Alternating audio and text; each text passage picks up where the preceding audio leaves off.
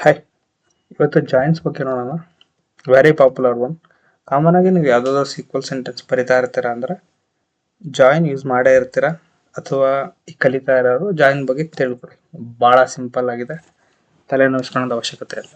ಏನು ಜಾಯಿನ್ ಅಂತ ಹೇಳಿದ್ರೆ ಎರಡು ಅಥವಾ ಮೂರು ಟೇಬಲ್ ಅಥವಾ ಎರಡು ಅಥವಾ ಮೋರ್ ದ್ಯಾನ್ ಎರಡು ಟೇಬಲ್ನ ಕಂಬೈನ್ ಮಾಡೋದು. ಕಂಬೈನ್ ಮಾಡಿ ನಮಗೆ ಆನ್ಸರ್ ತರೋದು ಅಷ್ಟೇ. ಇಲ್ಲಿ ಡೆಫಿನೇಷನ್ ಇದೆ 595 ಲೈನಲ್ಲಿ.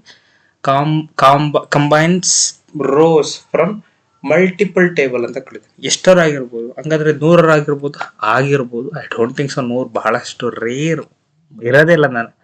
ನಾನು ಇರೋದಿಲ್ಲ ಅಂತ ಹೇಳಕ್ಕಾಗಲ್ಲ, ಬರೆದಿರ್ಬೋದೇನಪ್ಪ, ನನಗಂತ ಗೊತ್ತಿಲ್ಲ. ನಾನು ನೋಡಿರೋದು 7 ಅಥವಾ 8 ಟೇಬಲ್ ಜಾಯಿನ್ ಮಾಡಿರೋದು ನೋಡಿ, ಅದ್ರ ಮೇಲೆ ನಾನು ನೋಡಿಲ್ಲ. Being a data engineer from past 5 year ಇಂದ ನಾನು ನೋಡಿರೋದು. ಓಕೆ, ಒಂದೊಂದೇ ಜಾಯಿನ್ ಬಗ್ಗೆ ನೋಡೋಣ.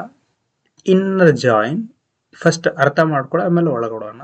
Left join, right join, full join, self join ಅಂತ ಇದೆ, ಇನ್ನೊಂದು ಬೇರೆ ಜಾಯಿನ್ ಅಂತ ಇಲ್ಲದ. ಇವು ಬಹಳಷ್ಟು ಇಂಪಾರ್ಟೆಂಟ್.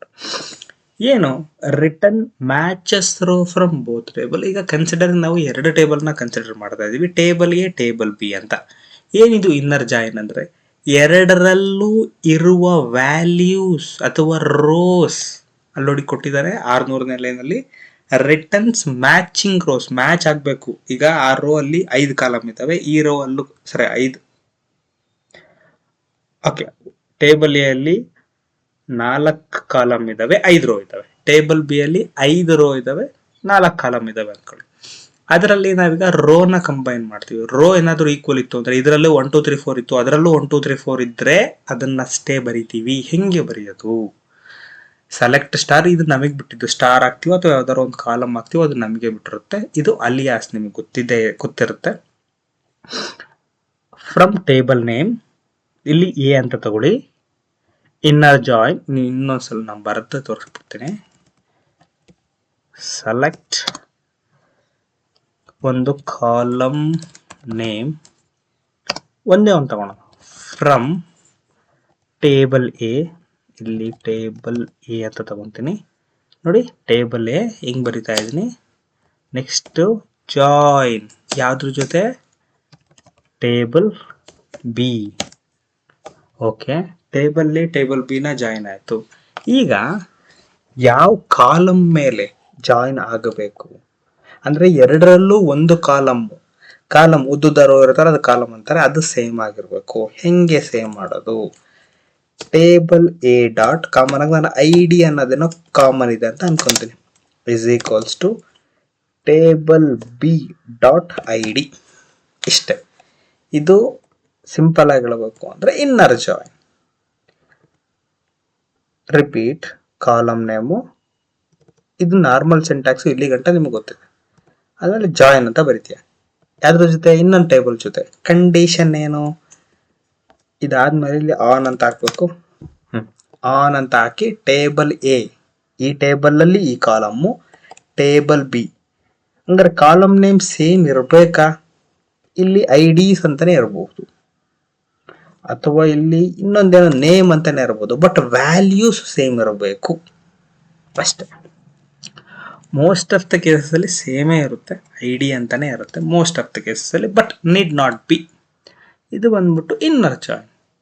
ಓಕೆ, ಅರ್ಥ ಆಯ್ತು. ಈಗ ಲೆಫ್ಟ್ ಜಾಯಿನ್ ಅಂದ್ರೆ ಎವ್ರಿಥಿಂಗ್ ಸೇಮ್. ಇಲ್ಲಿ everything from the left table and matched rows from the right table. ನಾನು ಸಿಂಟ್ಯಾಕ್ಸ್ ಬರೋದು ತೋರಿಸ್ತೀನಿ. Copy this, paste this.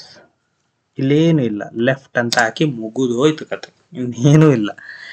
Same ಇಲ್ಲಿ ಗಂಟ ಅರ್ಥ ಆಗಿದೆ ನಿಮಗೆ. ಟೇಬಲ್ ಎ ಲೆಫ್ಟ್ ಜಾಯಿನ್ ಅರ್ಥ ಆಗಿದೆ. ಟೇಬಲ್ ಬಿ, ಈ ಕಂಡೀಷನ್ ಏನಂದ್ರೆ ಇಲ್ಲಿ ಔಟ್ಪುಟ್ ಏನ್ ಬರುತ್ತಪ್ಪ ಅಂದ್ರೆ ನೋಡಿ, ಟೇಬಲ್ ಎ ಬಂದ್ಬಿಟ್ಟು ಲೆಫ್ಟ್ ಅಂತ ಅನ್ಕೊಂಡಿದ್ದೀನಿ, ಲೆಫ್ಟ್ ಟೇಬಲ್. ಟೇಬಲ್ ಬಿ ಬಂದ್ಬಿಟ್ಟು ರೈಟ್ ಟೇಬಲ್ ಅಂತ ಅನ್ಕೊಂಡಿದ್ದೀನಿ.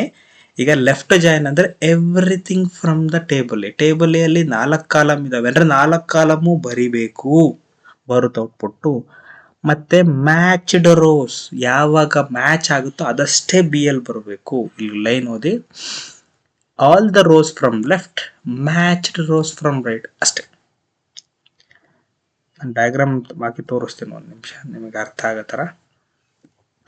ಓಕೆ, ಈಗ ಲೆಫ್ಟ್ ಜಾಯಿನ್ ಆಯಿತು, ರೈಟ್ ಜಾಯಿನ್ ಆಯಿತು ಅಂದರೆ ನಿಮಗೆ ಗೊತ್ತೇ ಇರುತ್ತೆ, ಅಲ್ಲಿ ಎವ್ರಿಥಿಂಗ್ ಫ್ರಮ್ ದ ಲೆಫ್ಟ್ ಅಂದರೆ ಇಲ್ಲಿ everything from the right, everything is same ಅದನ್ನು ಬಿಟ್ರೆ.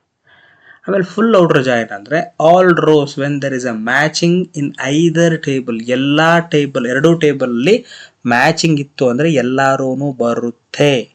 ಸಿಂಪಲ್ ಆಗಿ ಅಂದರೆ ಎವ್ರಿಥಿಂಗ್ ಅದರಲ್ಲಿ ಏನಿದೆಯೋ ಅದು. ನಿಮಗೆ ಡಯಾಗ್ರಾಮೆಟಿಕ ತೋರಿಸ್ಬೇಕು ಅಂದರೆ 1 minute